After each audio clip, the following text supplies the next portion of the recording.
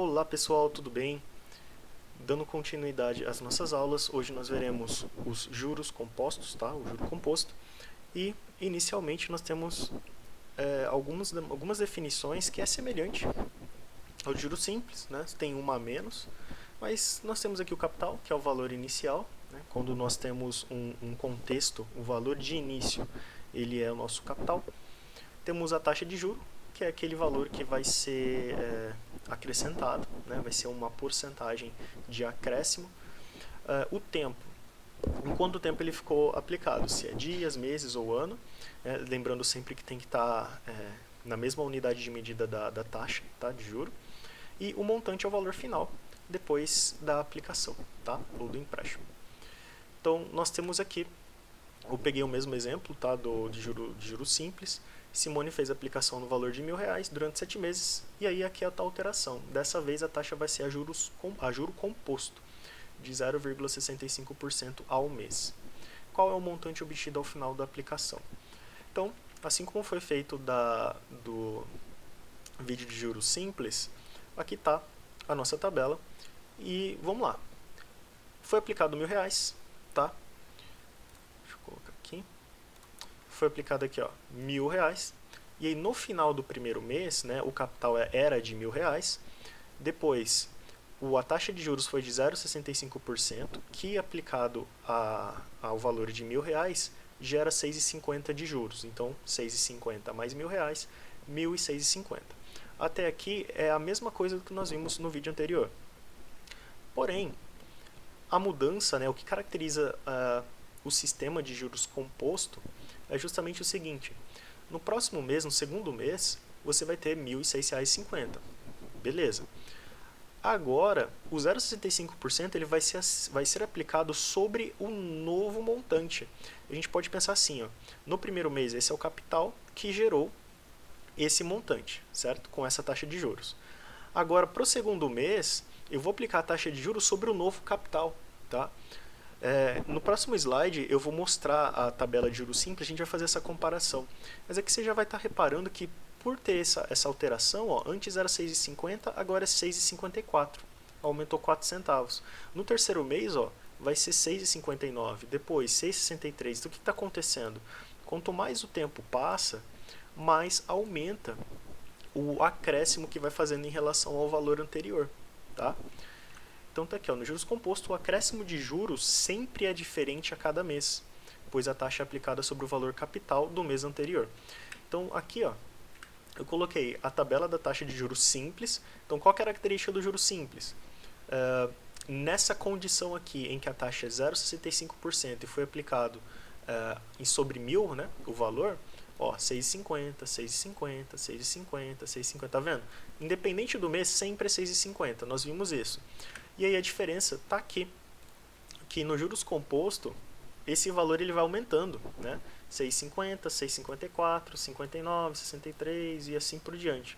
Ou seja, nos dois modelos, o valor aumenta. Era R$1.000, passou a ser 1.045,50 lá no juros simples, e era R$1.000, passou a ser 1.046,39 lá no juros composto. Então, nos dois casos, o valor aumentou. Porém, o do juros simples, ele aumenta de uma forma um pouco mais devagar, porque sempre é 6,50, sempre é o mesmo, independente do mês. Se eu tivesse aqui no mês 12, iria continuar aumentando 6,50. Agora aqui não. Quanto mais o tempo passa, maior vai ser esse aumento. Maior, vai ficando mais caro, vai ficando maior esse acréscimo ao valor do capital inicial. Então, se aqui tivesse no mês 12, não ia ser 6,77, ia ser, sei lá, 6,79, 6,80, 6,90 e só ia aumentando 7, 8 e assim por diante. Quanto maior o tempo, maior os juros a ser cobrado. Então, uma maneira de calcular o montante, isso quer dizer o quê? Que se você quiser, nas atividades, nos exercícios, você pode calcular dessa forma. Você constrói uma tabelinha, coloca o valor e vai fazendo um por um, né? É uma maneira de fazer. A segunda é usar essa fórmula aqui, ó. Ela tem um montante, tem isso é igual ao capital, vezes, abre parênteses, 1, mais o valor da taxa, fecha parênteses, elevado ao tempo. Então, se nós formos colocar isso no contexto que nós vimos no exemplo 1, ó, o capital é de R$1.000, né, o valor inicial é de R$1.000, a taxa de 0,0065. Nós vimos isso também na aula anterior, que é a mesma coisa de escrever 0,65%, tá? Então 0,65% é o valor da taxa, nós escrevemos 0,0065 elevado a 7, porque são 7 meses, é o valor do tempo. 1 mais 0,0065 é igual a 1,0065. E aqui, ó, primeiro nós temos que fazer 1,0065 elevado a 7, tá? Isso que faz na calculadora mesmo, tá? Vai lá, calcula essa potência e o resultado a gente multiplica por 1000. E aí o valor final vai ser o valor do montante, tá? 1046,39. E aí você pode fazer das duas formas. Ou você pode usar essa fórmula para fazer, assim como no juros simples, tá? Você pode usar ou a fórmula, né? Só para a gente lembrar, nós usávamos juros igual a CIT, lembra dele? Juros igual a capital vezes a taxa vezes o tempo, e depois calculamos o montante, que é o capital mais os juros. Esse aqui é do juros simples, tá? E aí do juros composto você pode usar esse aqui. Ou nós podemos utilizar as tabelas, tá? Tanto faz um ou outro, você pode utilizar, você pode fazer. Nesse exemplo 2, nós temos assim: Caro aplicou R$1.000 a juros composto e obteve um montante de R$ 1.081,60. Então aqui já tem uma característica. Eu fiz um exemplo parecido no vídeo anterior, tá? Só que para juros simples. Depois de 60 dias.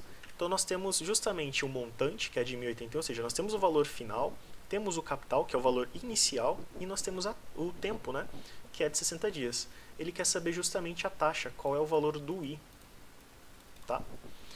E nós vamos usar a fórmula para fazer isso.